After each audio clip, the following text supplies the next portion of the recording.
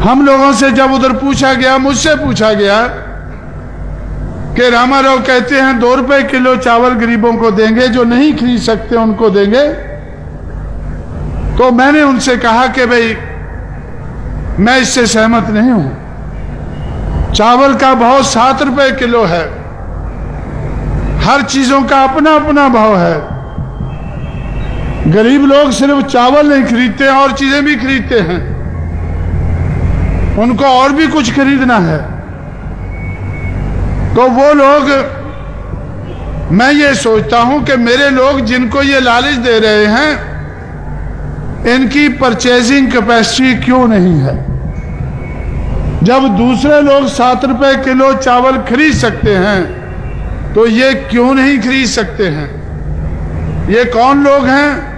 मेहनत कश लोग हैं, जो खेतों में खेती करके चावल पैदा करते हैं। ये वो लोग हैं। कल कारखानों में काम करके धन पैदा करते हैं। ये वो लोग हैं।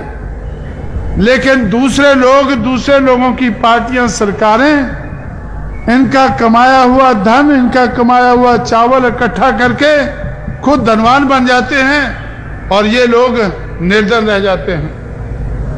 इस देश में धन पैदा करने वाला निर्धन रह जाता है, और मौज मस्ती करने वाला धनवान बन जाता है।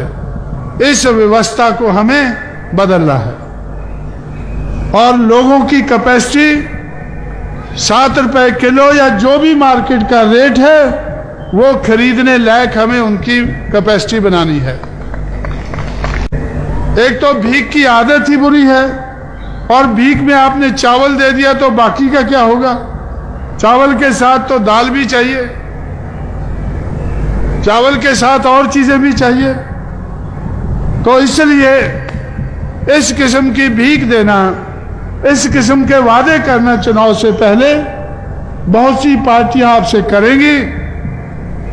और मुश्किल की बात यह है कि ऐसे वादों में फंसकर बहुजन समाज लंबे अरसे से दुखी हो रहा है, और अपना वोट लुट जाने के बाद बार बार दुखी होता है। लेकिन इस बार आप लोग सावधानी बरतेंगे, ऐसे वादों में आकर अपना वोट फिर से नहीं गवाएंगे।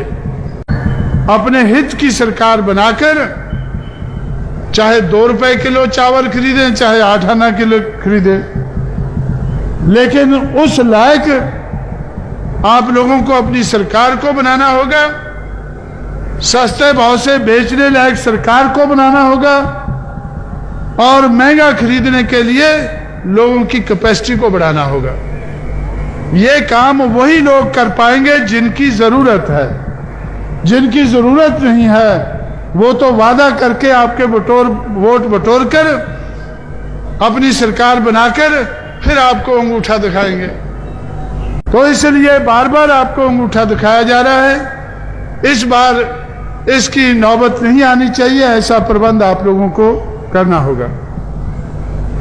साथियों, में समय बहुत ज्यादा हो गया है। मैंने इतनी लंबी बात करने का सोचा नहीं था, लेकिन आप लोग मेरे काबू में आ गए हैं, तो मैंने सोचा इसका फायदा ले लिया जाए, और आप लोगों के माध्यम से मैं ये बात, अपनी बात बहुजन समाज के जन जन तक पहुंचा सकूं। इसलिए मैंने इस मौके का फायदा लेकर चुनाव से संबंधित, बहुजन समाज से संबंधित, बहुजन समाज की सरकार बननी चाहिए, बहुजन समाज शासन और प्रशासन में उसकी भागीदारी होनी चाहिए, वो अपने पैरों पर खड़ा होकर अपना शक्ति बनाकर अपने हितों की रक्षा करने वाला समाज बन सके।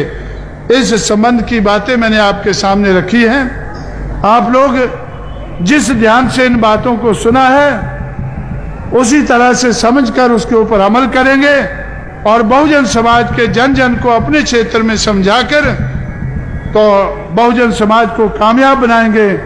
ऐसी आपसे मैं अपेक्षा रखते हुए, ऐसी मैं आपसे उम्मीद रखते हुए आपसे विदा लेता हूं। जय भीम, जय भारत।